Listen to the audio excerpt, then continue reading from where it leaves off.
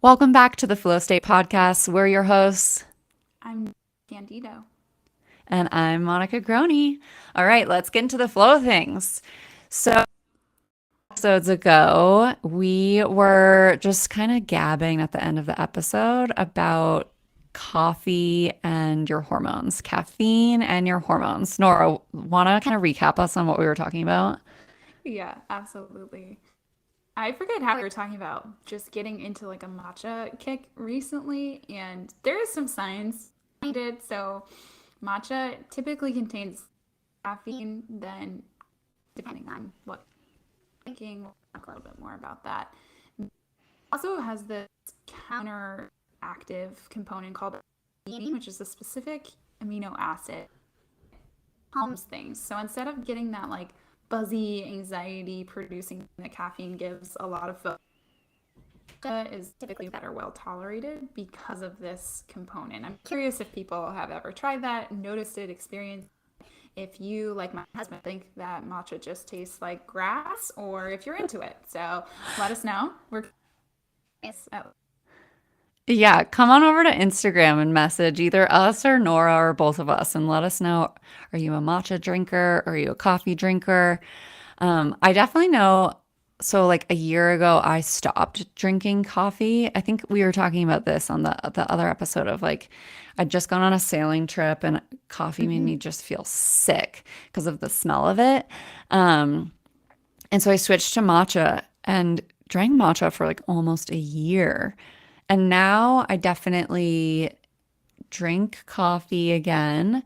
I always drink half caffeinated, half decaf because we have one of the Breville espresso machines. If you're a coffee drinker, you need this.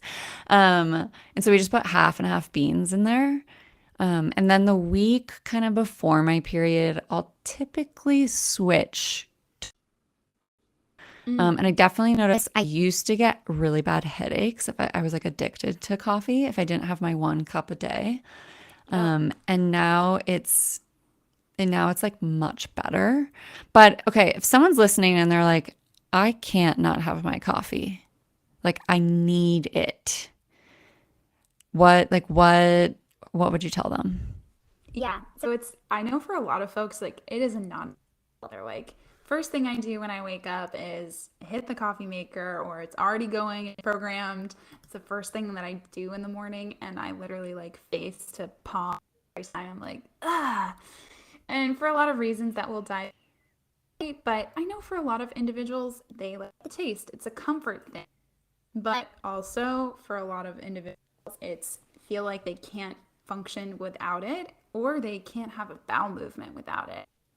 Or you don't even notice the effects of caffeine anymore. And so if you're saying yes to any of those three things that I just said, or you don't have caffeine one day and you have a headache, like, hate to break it to you, but you are reliant. It is really almost an addictive substance. We could and really want to share kind of the root a little bit more about caffeine itself. Yeah, how we can help break it and in what amounts, timing, etc., to support our hormones. Yeah, and I think like especially if you're someone who deals with maybe like higher anxiety or PMDD or whatever it is. Um, I know for me, if I've had too much coffee, it just makes all of that so much worse. Mm-hmm. What's your relationship with coffee? So it's definitely evolved, which I'm sure is true, and it sounds like it happened for you as well. But I used to drink it every single day, and then I went off of it for a few months leading up to this like 46-hour dance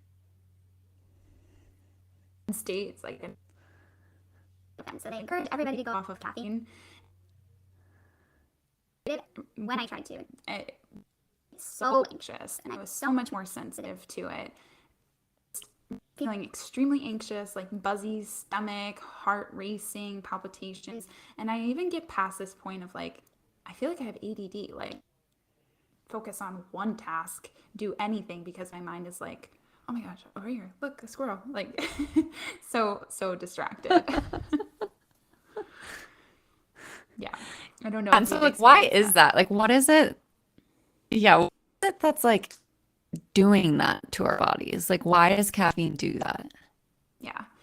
So the way that I even just like to break down how caffeine works in general is I see it as borrowing energy from the future.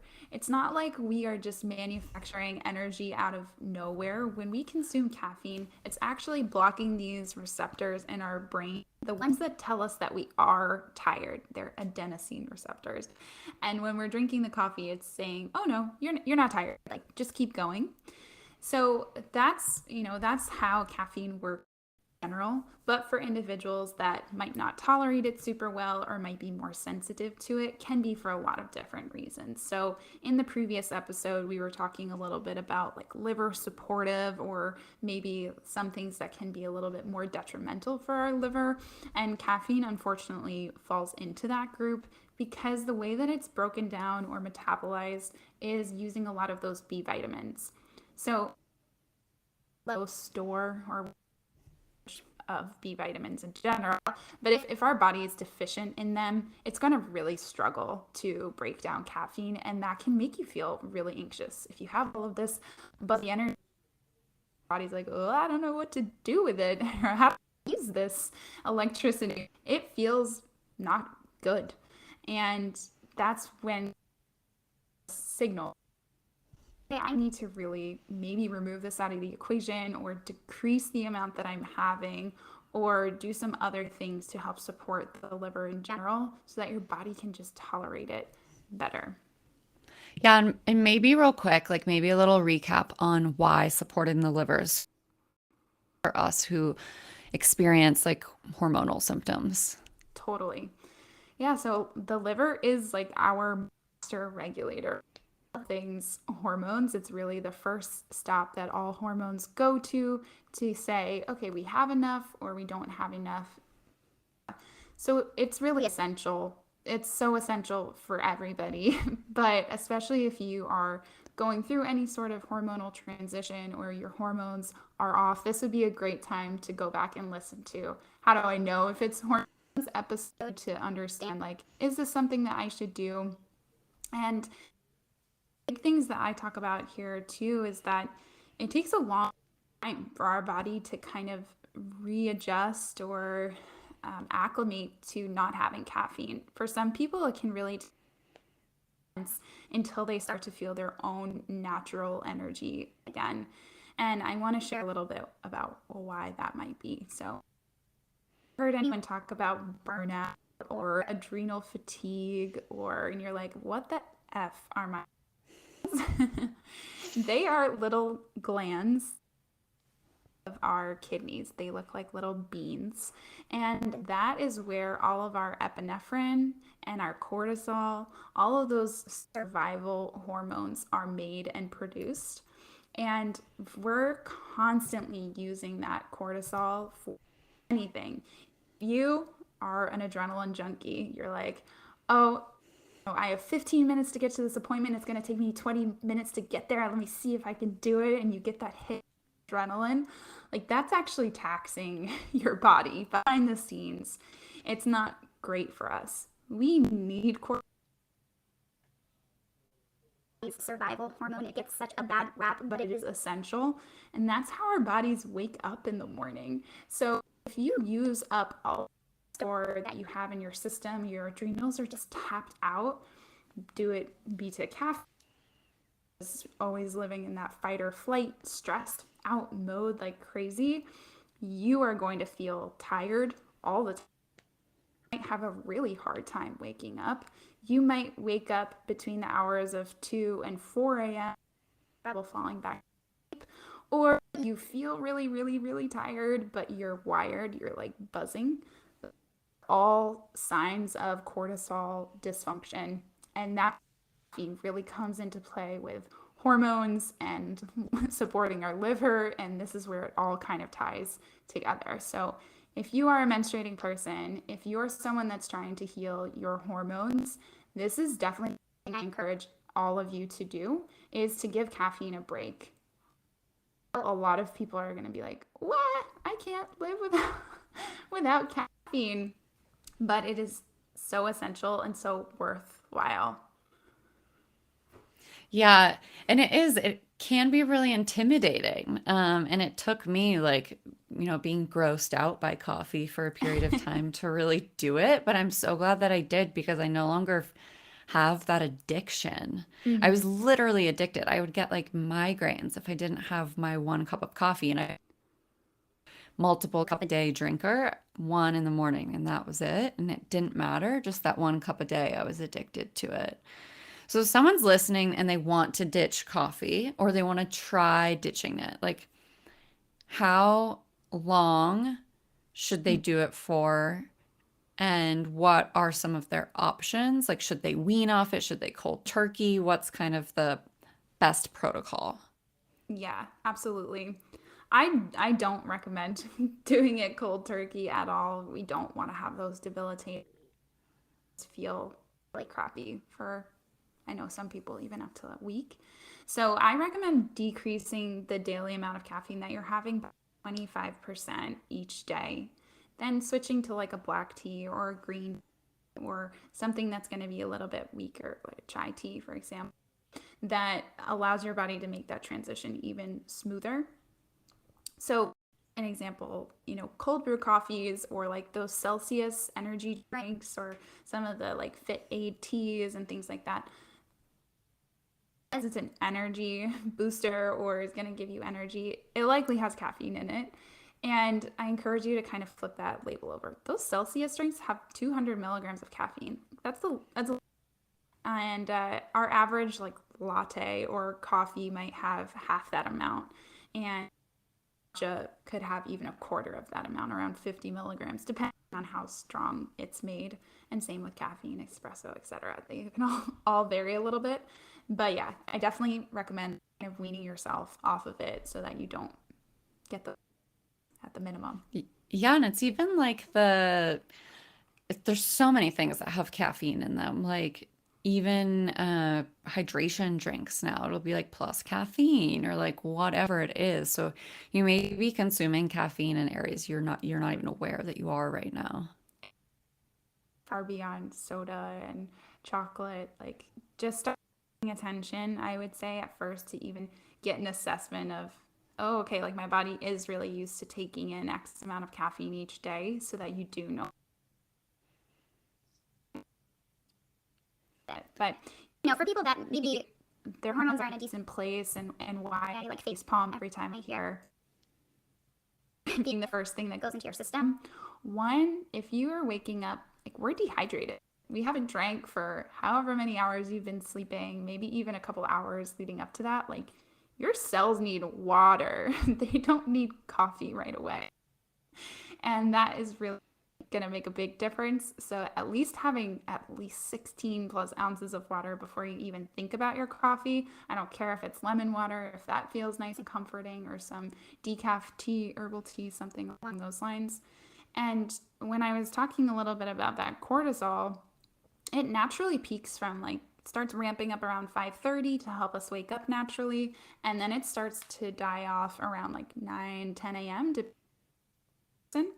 So if we're gonna have caffeine, like that's the time to get the most benefits without powering that natural cortisol, that natural energy. That is the best time for us to have it for a lot of different reasons. It takes about 6 hours for half the amount of caffeine to be metabolized or broken down in the body. So I see this all the time, like that 2 p.m., that 3 p.m. slump feeling. For most people, that's when their caffeine is wearing off.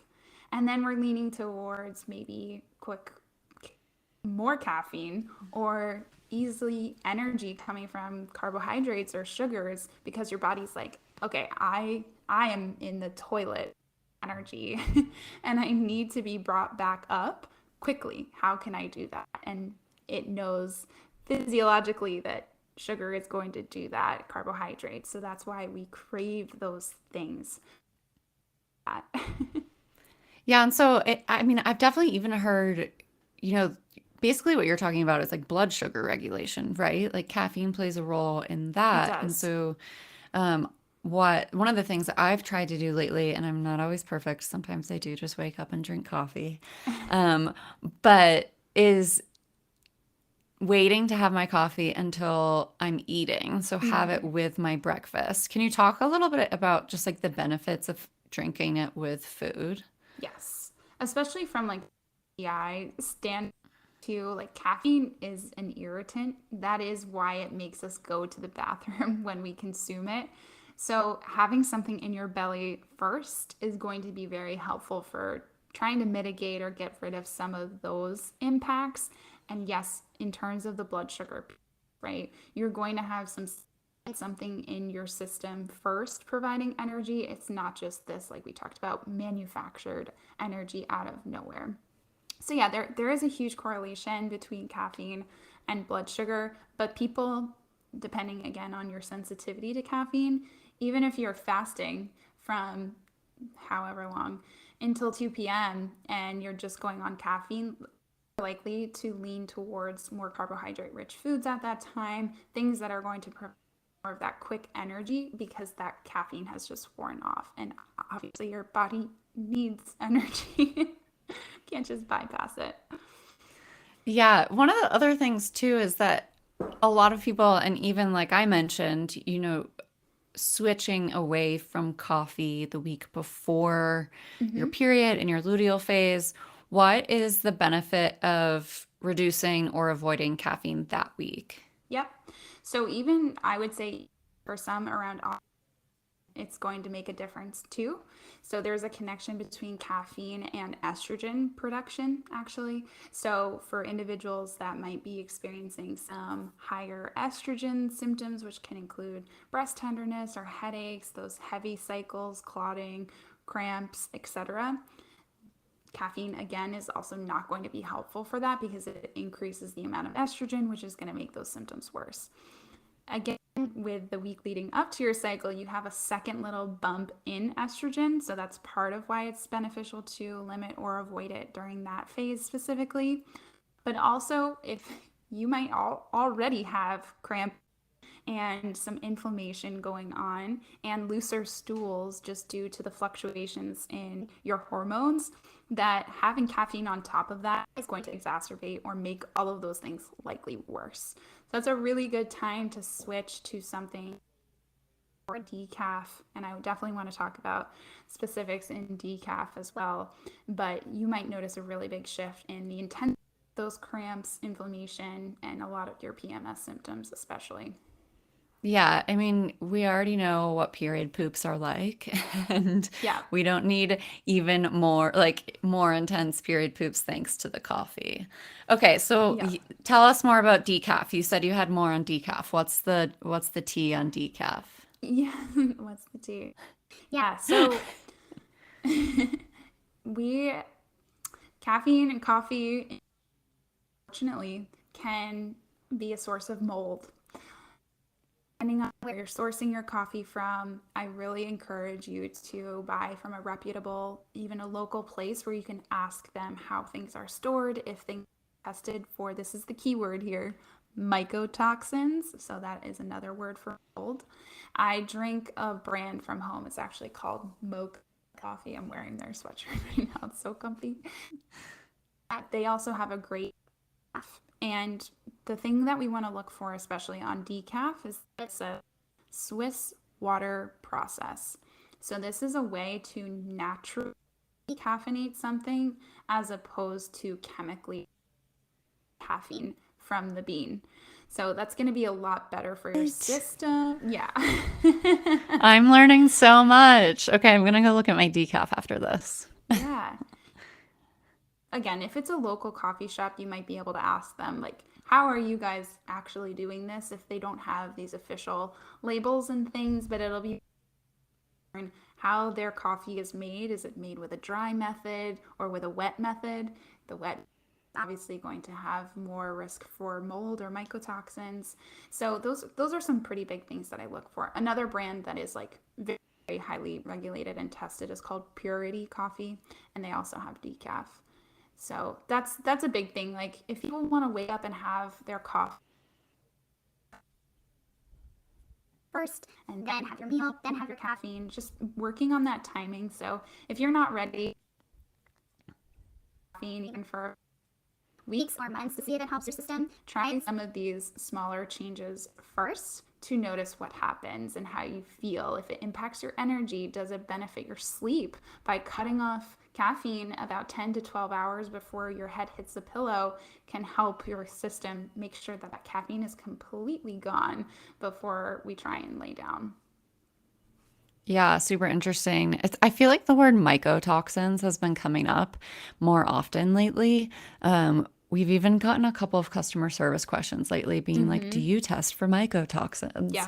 Which, yes, we do. But like, I don't know. I think that people are just becoming more aware of these things, and it's really cool to hear. I don't know. I always like if we get customers asking questions about specific toxins like that, I always applaud them. I'm like, way to be an informed consumer. Like that, I'm so proud of you. Yeah. Oh, yeah, that and like heavy metals and things and a lot of those greens powders, like that stuff kind of scares me to be honest. But yeah, that's a big thing to look for, or just again, wherever you're getting your coffee from, be that informed consumer. And then some other alternatives can be any sort of herbal teas, right? Especially if you're someone like PCOS, where spearmint tea could be really beneficial for a lot of different reasons, or you deal with some GI issues, a peppermint tea might feel really good. I personally love licorice tea. You do What? not have blood pressure issues. Yeah. It's a great natural stimulant. So it is like a form of an adaptogen, and that means that it gives your body what it needs. It is a glandular. I can talk more on that. But adaptogens are more of those like functional plants and foods you've seen now, things like maca, for example, or ashwagandha, reishi, mushrooms, things like that, that whatever state your body is in, the adaptogen will support it. So if you have really low cortisol, those adaptogens are going to help to boost your body's cortisol. And the opposite, if you're dealing with high cortisol, those adaptogens the opposite. So they adapt to whatever your body needs, which is cool. Yeah, and if you're looking for a good herbal tea, stay tuned. Ooh, Because that time of the month tea is coming soon. that's so exciting. I love And I know that Nora, you say this often, but just like tea bags that contain plastic. Our tea is getting made with really, oh my God, yeah, just eco-friendly tea bags. And so they are like certified to have no plastic in them. But I mean, that's a huge thing too, right? Like yes. we don't even think about it, but some of our tea bags even have like microplastics in them. Yeah, I would say the majority of them do. So I'm really excited to found an alternative. Definitely want to look into it. Yeah, I look for loose tea as much as possible just to completely remove that from the equation. But it's millions of particles that can end up in our tea. And especially if you throw on drinking out of a disposable cup on top of that, like they're lined with plastic. Melts in that heat, you're pouring boiling in there and then you're consuming it. And why do we even care about these plastics? They can throw off, mimic estrogen in our body, which can throw us all out of whack. So we'll definitely do a deeper dive on that in the future too. For sure. Anything else on coffee before we wrap up?